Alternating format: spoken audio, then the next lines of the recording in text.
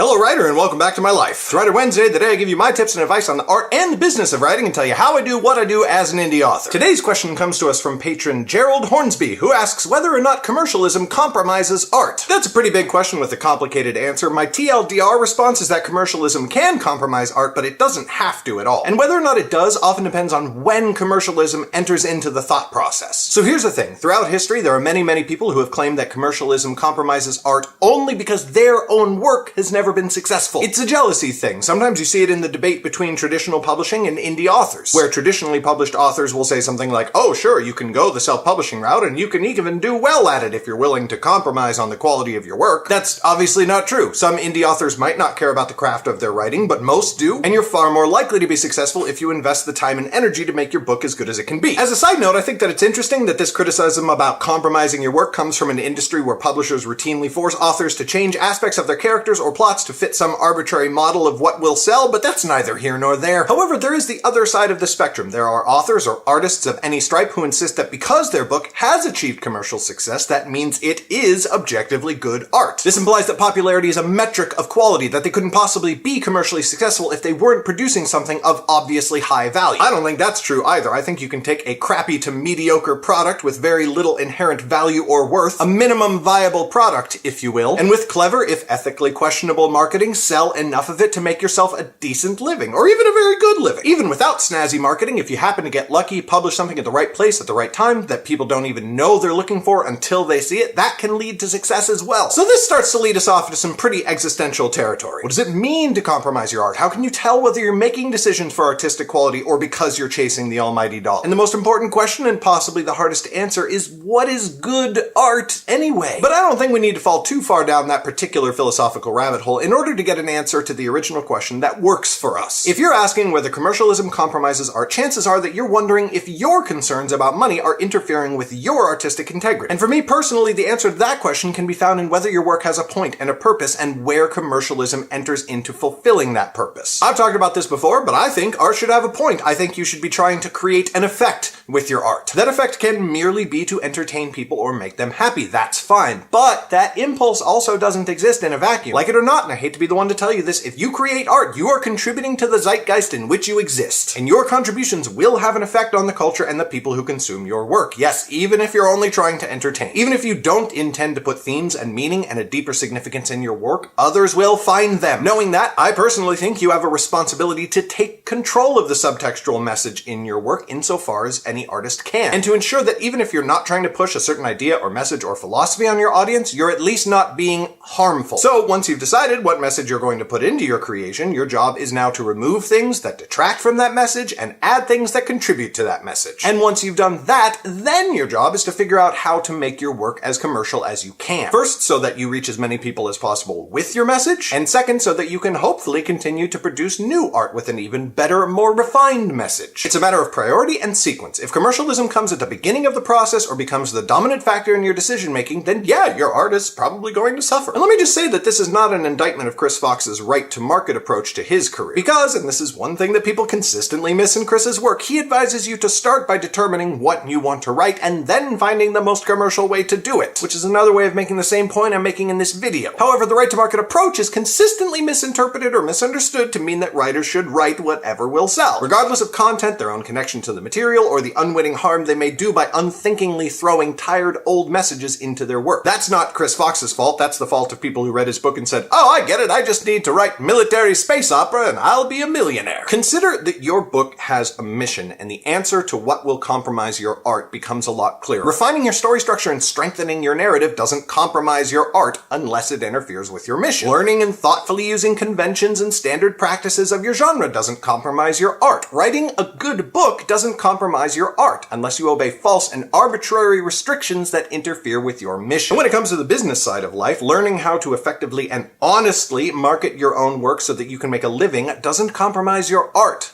unless you do it in a way that interferes with your mission. In fact, learning how to reconcile your mission as an artist and your need to earn a living is probably the best thing you can do for your art, because only then are you free to tell the story that you think the world needs to hear. That's all I've got for you today, writer. Thank you so very much to Gerald Hornsby for the question. A reminder to the rest of you that any of my $5 Patreon patrons can ask me to cover a topic in these videos, and they get to see them 2 weeks ahead of everyone else. Thank you so much for watching. Thank you to my patrons for their incredible support, and I will see you next Wednesday.